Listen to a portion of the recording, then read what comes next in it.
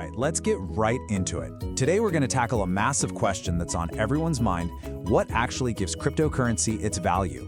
It's a topic that's everywhere. You hear about it all the time, but it's often, really misunderstood. So let's break it down. I mean, you see the headlines, right? You see the prices swinging like crazy. But what is it that actually gives a digital coin its worth? It's a fantastic question, and yeah, it can be pretty confusing. But by the end of this, I promise you're going to have a super clear way to think about it. At its very core, the answer is surprisingly simple. It's all about collective belief. I mean, think about it for a second. Why is gold valuable? It's just a shiny metal, right? Well, it's valuable because for thousands of years, we've all agreed that it is. Same goes for a company's stock.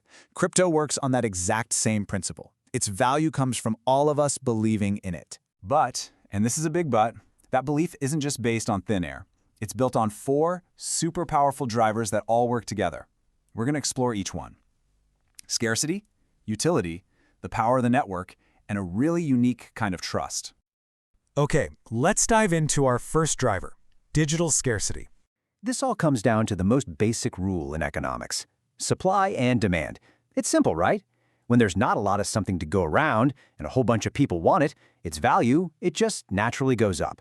And look, Bitcoin is the perfect example here. It's written right into its code that there will only ever be 21 million Bitcoin. That's it. It's a hard cap, period. Unlike our regular currencies where governments can just decide to print more, this supply is totally finite and predictable. This analogy just hits the nail on the head. You can't just go paint another Mona Lisa to make the original less valuable, right? In the same way, the fixed supply of a lot of these cryptocurrencies creates a kind of digital rarity, and that's what can really drive up its value as more and more people want in. But here's the thing. Just being rare isn't enough. A rare rock is, well, it's still just a rock, unless you can do something with it. So that brings us to our second driver, what we call utility, or just real-world use. This is the key question you have to ask. For any asset to have real, lasting value, it has to be useful. It needs to solve an actual problem or provide some kind of service that people need. And this is where the crypto world gets really diverse and interesting. You've got some, like XRP, built to make international payments happen in seconds instead of days. You've got others, like Filecoin, that offer totally new ways to store data securely. And then you have giants like Ethereum, built to run smart contracts. These are basically self-executing agreements that are changing whole industries. The more a crypto can do, the more value it has. So, we've got scarcity and we've got utility. But there's a third element that can make that value grow like crazy. Let's talk about network power. Think about the very first telephone ever made. Not very useful by itself, was it? You couldn't call anyone? But as more and more people got a phone, the value of the entire network just exploded.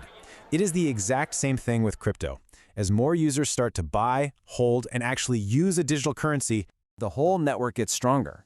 Then you get developers jumping in, building new apps and cool tools on the blockchain. That creates even more reasons for people to join and use it. And then, boom, the final piece. Businesses start to adopt it.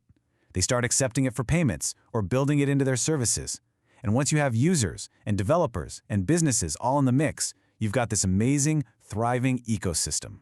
This creates what we call a powerful feedback loop. You see, more people lead to more activity and more trust in the network, which then attracts even more people, driving its overall value higher and higher.